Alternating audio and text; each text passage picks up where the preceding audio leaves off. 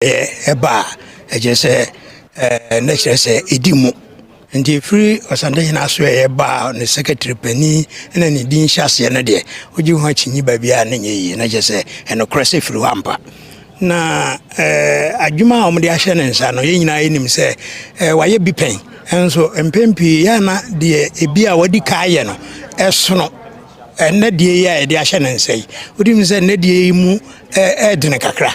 na enso ono de enso ne ye so enso ne ye nti ena omko ya omde abeto ne naso se onhwe na onka na bibia ni ho nso a se de nyina yesinim no no ode nano batum bie ana se obeka bie ya yenhu no pomasi bre nti we nyina ya werehwem ne se ono abamu agepene se obeye ne de ena esi nyina nso yeta na chi na yenya werehwem se obeye na wono mu asebe no fa wo mo ho no ena omuhu se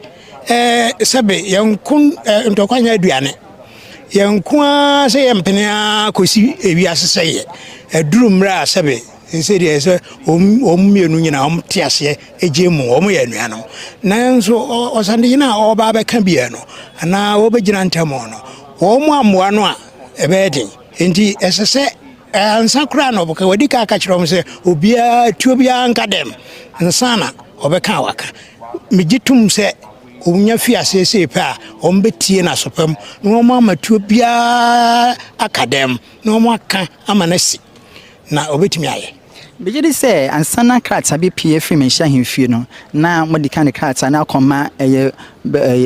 nkrofo a se abusua ntokoyi form ho no omososo se no moje eye nhyiemu itum yo sebe ansana obi bebo Asantehene din oba bi no enyina enim se de di ka baaye no omu ankasa ne ka se obi ti se Asantehene de oka